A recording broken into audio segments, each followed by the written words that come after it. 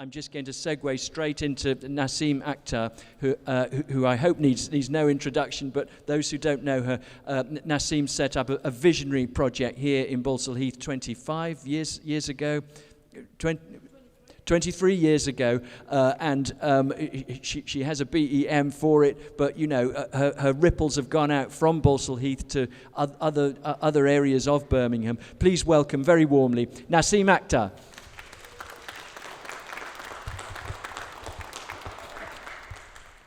You know, first of all, I want to say thank you for inviting me. And I love the fact that Cameron had keep calm, because after the calm comes usually a storm, so that's probably me. So what I wanted to do was a couple of things I need to tell you. First of all, this pool is my pool, was my pool. I went to school down the road, Heath Mount, and every week, because my parents were first generation, I wasn't allowed to go swimming because I was a girl.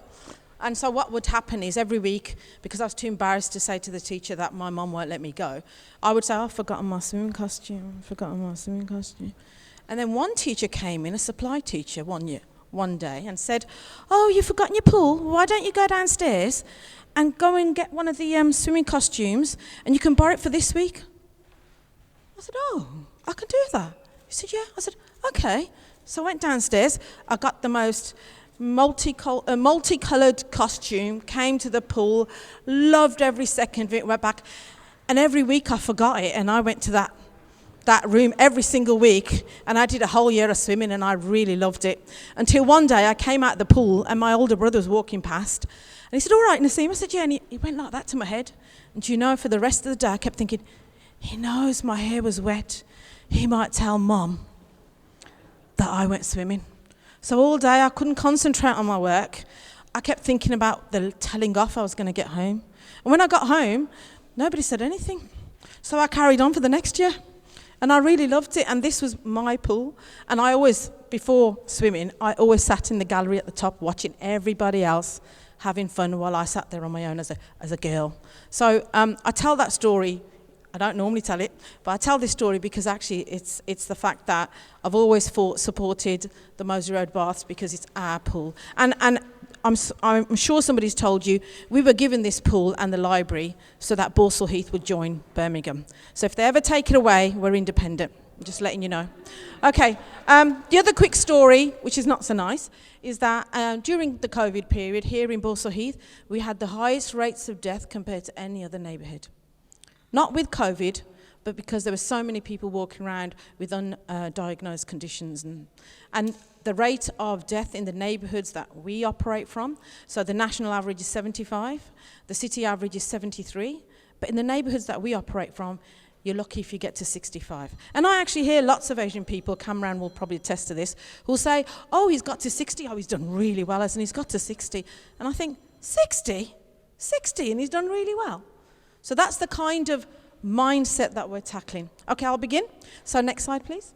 So we have a mission statement. I always read it out. Saheli Hub. So if you don't know, South Asian, or whichever community from, background, race, religion, from the South Asian community, Saheli is your best friend above all the other friends who, when you get married, she visits you in your new life and tells you about your old life and goes to the old village and tells everyone how well you're doing in your new life. So Saheli Hub is a friend dedicated to improving community health and well-being by providing innovative services and solutions that educate, motivate, inspire and empower. Carry on. And I try and do that every day. So brief history. So exactly what Cameron said. In 1998, we asked women what they really wanted. I'll tell you what I want, what I really, really want. I can't sing, honestly. What we wanted in Balsall Heath, and we had the biggest sports centre on the edge of our neighbourhood, and nobody from the community went there. Nobody. So we asked women what they wanted, and funnily enough, maybe it was because of the 80s, and we were the green goddess would appear on TV in the morning. Maybe it was that reason. We all wanted a health and fitness facility run by women for women. And we had to ask, why don't you use the centre that exists? And they said, because actually, no one understands our culture. They give us a women's hour, 1 hour every couple of days when nobody else wants to use the centre, not when it's suitable for women. And the third thing is, if we go for an hour, by the time we've got in and changed, started to use the equipment, we've got another 50, so we get about 40 minutes. What's the point in going all the way up there for 1 hour? So so the feasibility study said what women wanted, which was a health and fitness facility run by women for women. And then in 2002, when we did the feasibility study, I thought, this is what I always hear. We want to hear your views. What do women want? What do women, ethnic minority women want? Nobody comes and speaks to us. So I thought, I've got this feasibility study. 256 local women said they want it. So what's the first thing I did? I went to the NHS. And I said, oh, look at my study. This is what women want. And they said, we don't do leisure. That's the city council. We do health. You need to go to the city council if you want leisure. So I went to the head of city council and I said, oh, here's a report. You always want to know what women want. Ethnic minority women, poor community, this is what they want. Can you help us? We want a health and fitness facility run by women for women. And he said, and I quote, and I went to his office, by the way, and it was like this. It was a big window and the whole of Alexander Stadium behind him. So you knew he could make decisions. So when I gave him this report and I said, oh, can you help us? For example, you've got the biggest sports centre on the edge of that. Could we do kind of like a morning women only? And then if it goes really well, we can have a whole day for women only. And his quote was, what, women? Asian women doing sport? That's not going to happen. And I just remember thinking, I'll show you, mate. Left his office, really annoyed. And I did get really jaded about, are our views really taken seriously? And then in 2005, Sport England, I went and did a presentation like this where I bashed everybody. I'm quite good at that. Bashed all the officers in the room, telling them it's a regeneration conference. You're here to do your, make your regeneration ladder. You want to get on that ladder. You want to go up to chief exec. But actually, you keep doing to communities, not with communities. And £144,000 has been spent on per person, per head in my neighbourhood. But nothing has changed for women and girls in my family. Nothing with your 100. But if you gave me 144,000, I would make changes to my life. Anyway, I split the room to those who really liked me and those who didn't. But someone great who did like me rang me up. I was new into community work, by the way. And he said, can I speak to the lady? I answered the phone, luckily. Can I speak to the lady who did the presentation on Friday? And I thought, oh my God, he's going to report me to my boss. I'm going to be in trouble. What do I do? Do I lie? So I said, that was me. And he said, you know what? There's a new fund coming out. It's called Active England. We're going to do completely differently. I listened to what you said, and we're going to ask you for your vision, your idea. And if we really like it, we're going to help you and support you. We're not going to ask you to spend the money and then claim it back. We're not going to ask you to do it differently. We're going to follow your vision. Please send it to me. And because I was jaded, I genuinely thought, heard it all before, didn't bother doing it. And then I got a call on the Friday, Easter. Who calls you on a Friday? Good Friday. And he said, look, where's your vision? And I was like, you're not going to listen. You're not interested. And he said, no, where is your vision? So I said, okay, I'll send it to you. But in those days, having not had an education, because I was the first girl in education, because everybody else's point of view is more important than what I wanted. So I didn't get an education. So the thought of writing 3 pages of something just filled me with dread. But what I had done in the meantime, after that man said Asian women doing sport all day, it's not going to happen, I set up the first ever Asian girls club in this area, and I took girls rock climbing, skiing, canoeing, biking, and I asked them at the start, what do you want to do? And they said, jewellery making and pottery. And I just thought, oh, who wants to do that? But I thought, okay, I said, well, it's too late now. I've booked skiing, canoeing, rock climbing. You're just going to have to do it, and then I'll ask you again what you want, and if you really want jewellery making and pottery, we'll do it. So they did all this rock climbing skiing, and so many of the girls, they were the next generation. They did not know how to ride a bike. So I wasn't allowed, because it wasn't allowed, but why is the next generation not having an opportunity to ride a bike? So what happened was we took all the young girls onto these activities, went to the Akhtar, went across the city, did all this amazing stuff, taught them how to ski, taught them how to ride a bike, and then I asked them, what do you want to do? And they said, we want a day trip to Wales and we want to go quad biking. So no jewellery, etc., etc. Because that's the other thing I should say is when you give people opportunities and chances, their horizons open up. And they don't want to do what's comfortable. They're quite happy to try something that makes them uncomfortable, but what they secretly desire want to do. So I realise I haven't gone past my first slide, so I'm going to rush now. So we got $500,000 from Sport England, and we opened a health and fitness facility run by women for women. down the road here in Balsall Heath. And what I will say is we got 250 people paying £10 a month within 2 weeks because we'd built that support through the mothers, the young girls, and more importantly, through the feasibility study. So in people's eyes, what we asked them, we delivered. It may have taken 6 years, but we delivered it. And in the meantime, we did those kind of fun activities so people engaged, understood, and people began to recognise when we said we'd do something, hook or by crook, we would do it. So, and then on the day of the launch, we had the head of the PCT come along and said, we've always wanted to engage women. We've always wanted to get them to get physically active, because actually, if you look at the health statistics, they are more likely to get coronary heart disease, diabetes, they're more likely to have long-term health conditions. If we can work with you, we've worked with the city, women turn up maybe, if we're lucky, for the first appointment and they never turn up again. So can we work with you on a new GP referral? And we were the first organisation that got a GP referral that wasn't city, belonged to the city, and our retention rate was 65% in comparison to -10, probably I should say. And then we were invited to do the same thing in Washwood Heath, Allen Rock. Exactly what Cameron said, which is, if the community is similar, you can do it. If it's not, then you have to do it differently. And we've also managed to do that. Next slide, please. So now we are delivering 3 wellbeing centres, 9 GP surgeries and 4 parks. And we work with those who are the most isolated, lonely and least likely to participate in physical activity and sport in the most deprived areas. And they're more likely to have long-term health conditions. Next slide, please, because I'm going to whiz through these because of time. So this is one of our programs. Bearing in mind we had the COVID year through this time. Of the 50% who turn up on our social activities, they all end up doing physical activity. Why? Because if I put a poster up in my community saying, come and run with us, if they've never left their front door, they're not going to come and run with us no matter what picture we put on there. But if we say come to a social activity, crochet, chai, knit and natter, from there they'll meet someone like them who goes cycling. There might be someone who's older like them, can't speak English, weighs a lot more, fully hijab, niqab, whatever it is that they think stops them from participating. They meet someone like them who does it, and then they think, well, if she can do it, I can do it. And that's how it really works. 95% of our work, which has gone down now to 92, because we do quite a bit for men.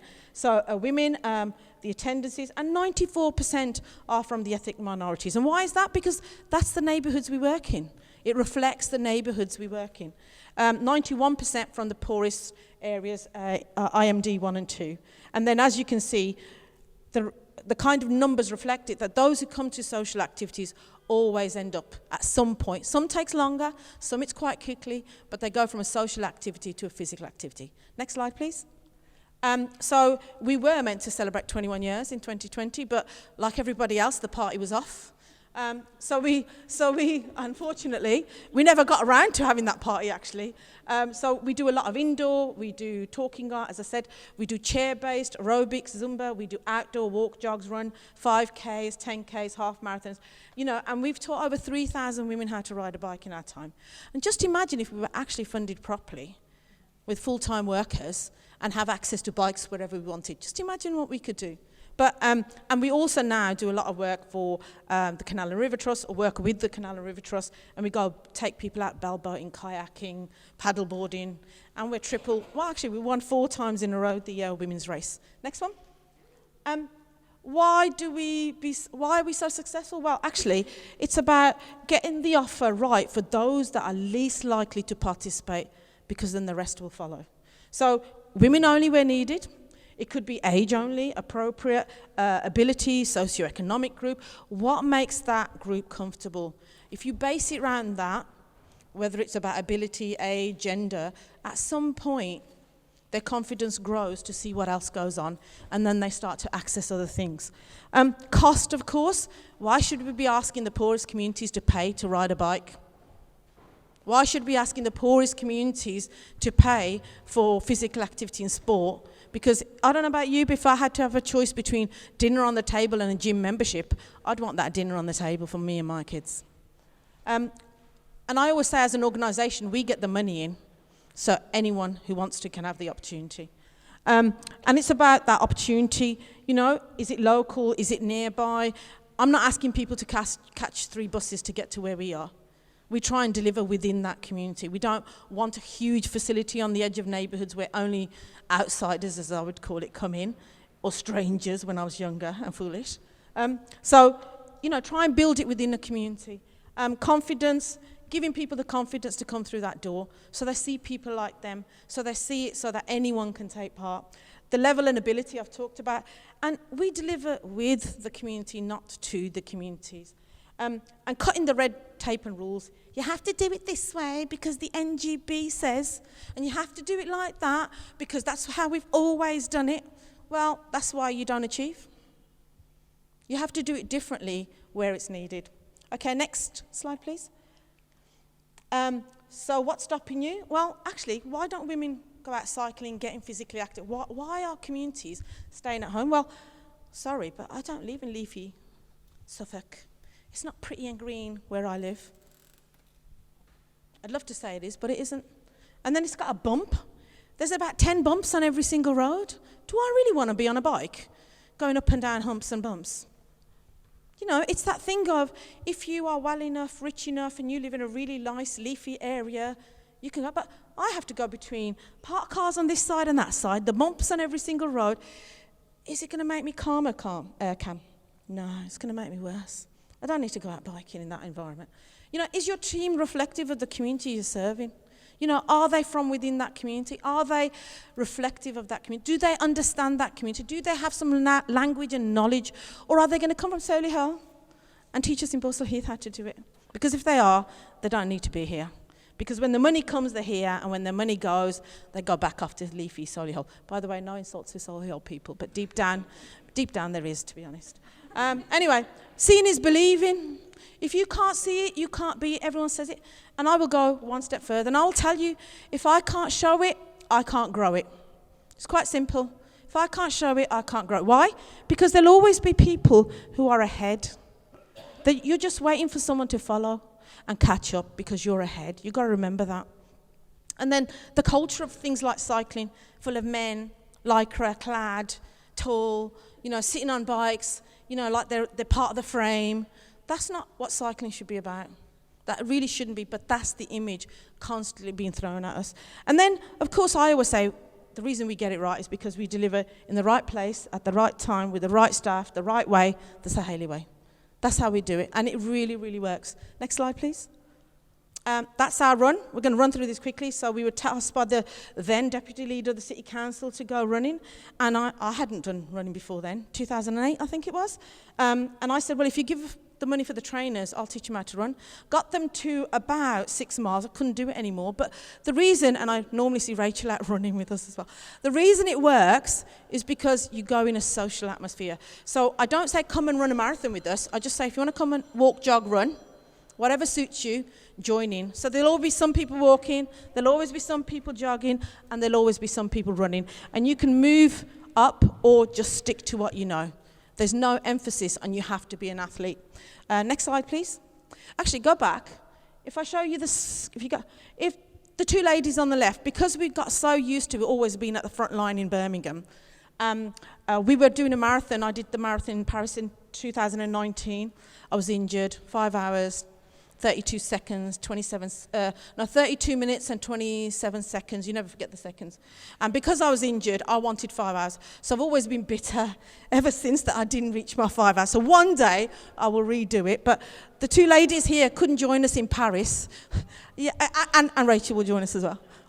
I do give sweaty hugs to Rachel when I'm doing the Birmingham marathon, half marathon. But these two ladies on the side went to Stratford because they couldn't come with us to Paris. What's really funny is they were right at the front, and I said, and I've lost the picture where if you pan out, there's a sea of 99% white British people, and only these two ethnic minorities at the front in Stratford. And I always say the joke, you do realise they're going to use that for multiculturalism for the next 10 years. Your face is going to be all over Stratford. You do realise that, don't you? And I said, why did you go to the front? And she said, and they said, well, British people, they were too busy when the line came doing their shoelaces, all hiding at the back. We got so used to being at the front, we just walked up straight up to the line and got our picture taken. So anyway, next slide, please. This was the velo ride. So the first year, we've been teaching biking now for over 12 years. And I said, we've reached that milestone of 3,000 women. And when the velo ride came in Birmingham, we said, we want to do that. So 25 of us wanted to do that. Well, there was about 30 of us at the time. So the first year, they did it in Ramadan. I mean, like 44 miles or 100 miles in Ramadan. Can't do that. So I wrote an email saying, thank you I'd love to take part. You know, I've got a whole bunch of women. We're not all Muslim, but the majority are, but we want to do it together. Could you please, here's the dates, please ensure it's not in Ramadan next year. So the following year, they put on the event, and it was in Ramadan, that's right. So I then wrote another email saying, it's really lovely that you're doing it for the second year in a row, but can I remind you, I gave you the dates last year. Please don't do it again in Ramadan because you're ignoring the whole community. Is it really fair to do that? And more importantly, we want to take part. So here's the dates next year. Can you please make sure it's not in Ramadan? So the following year, it was in, guess? Ramadan, that's right. It was in Ramadan. And I was like, what the hell? So I wrote him an email, really angry. And then one of our runners, she said, Frazana, she said, they always a Ramadan special. And I said, what's that? She said, well, if we're fasting, it's like we've done 30 miles already. Why don't we just do the last 10 miles? So I said, actually, that's a good idea. So I rang them up and I said, you are a Ramadan special. And they said, what's that? And I said, this. And they said, okay. So in the end, we joined in the last 10 miles. And the last 10 miles is at Lay Hill. Does anybody know Lay Hill? So the clue is in the title. It's called Cardiac Hill. So we joined at Lay Hill, up the hill, to then go down the hill, but we went all the way down. And you know what? It was an amazing event because actually people were kind of clapping. But when they saw us, because we were kind of outnumbered, you know, in the runs, we're kind of one in, about 500. But in the cycling world, we were 1 in 1,000. There were 25,000 people. And we were the only 25 Asian women there. And even white British women, it was 50 men to 1 woman almost. That's how dominated cycling is by men. But we managed to, all of us, do it. And luckily for that year, we actually all got our bikes that we were cycling on as a thank you for giving such a great publicity to. And they're all using them as cycling. And we've now got our own trained cycling leaders. This is, next slide, this is the Wolf Run. It says what it does on the tin. We went there, and as you can see, we were the only ethnic minorities there. But we really enjoyed ourselves. Next one. And I think we entered these events to change it. This is the Canal and River Trust. You know, it's about doing things differently. So the Canal and River Trust came to us and said, oh, can you deliver this way, that way? And we said, no. Give us a member of staff. And they said, oh, we can't do that. I said, we can't do that then. And I've really made this kind of stance over the last couple of years.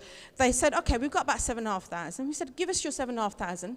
Don't tell us how to spend it, but we will get you your numbers. Next slide.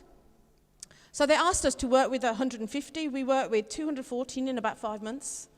And the reason was because we have those connections. So people went bellboating, kayaking, walking, cycling along the canal and riverside. And the reason was because actually we already work with people who want to do it. They just need someone to handhold them and make them do it. And so what we've learnt through that partnership is from now on, we don't want commissioners and funders telling us what to do. We actually just want them to fund what we want to do and what we want to deliver. And we made that stance, and it's really started to work. It hurts sometimes, but we always make more money than we lose, so that's how I see it as a plus. Next one. This is a triathlon. You know a triathlon? Well, I have a triathon, so you can come and try running, try cycling, try swimming. And the lady at the top there, she said, I can't swim. I want to take part, but I can't swim. I said, well, if it's a triathlon, you come and try. If you want to come and dip your toes in the pool, this one, or is it the other one? I think it was this one. If you'd come and dip your toes in the pool, then you've tried, haven't you? You've done equal to someone who's done 10 laps. So we do walk, jog, run. And then we do cycling, which is learn to ride a bike. You can actually ride around the park. And then finally, you can have a long lead ride.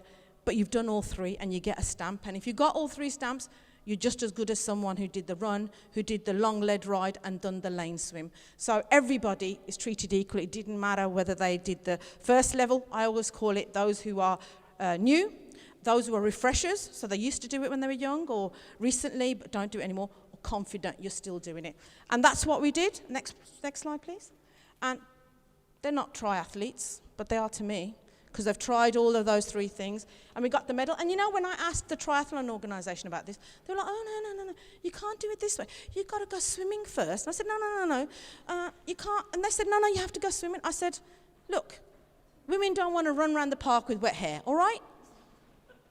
And they kind of went, oh. I said, yeah, no, women don't want to run around the park with wet hair, so we'll go cycling first, then we'll do walking, and then we'll do swimming, because then we can dry our hair and go home. Yeah? And she said, but I've got 17 people signed up. I said, well, I've got 250 signed up. You know, and that's the thing about if you know your community, you can always do it differently. Okay, next slide, please. I think that's really near the end. So really, it's about not just physical activity, it's about as a kind of how you operate as a whole. So understand the community, give them what they want, what they really, really want, not what you think they need. Go where they are at. They won't come to you. You can build as many white elephants as you want. But if you have engaged, supported them to come through the door, they'll never come through the door because they'll convince themselves, it's not for me. It's not built for me, by me, with me. So whoever's built it knows who it's for, but it's not for me. Build relationships with the community you want to get through the door. I don't need to explain that, I'm sure. Stop imposing models. I don't need your 6 weeks, 12 weeks, summer, winter programs, thank you very much. I don't want to give the poorest community a taste of something amazing, then say, now see you, ta-ra, next year maybe. No, if you want to deliver something with us as an organisation and a community, then you're here for the long term. You build that relationship and partnership. No point in doing fencing or cycling or swimming for 5 minutes. If you really want things to change in this community, if you want people to live longer in this community, if you want to reduce those health inequalities, then partner for the long term. So no more short-termism, summer, winter programs. I just say no. Mentor, grow and train up a reflective workforce. All the women who work in our organisation are women who didn't think they'd be in this industry.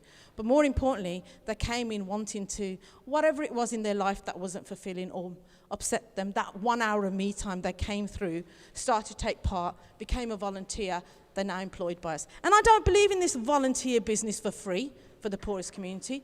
If somebody has volunteered, has got the experience, has been qualified, then pay them. It's quite simple, pay them.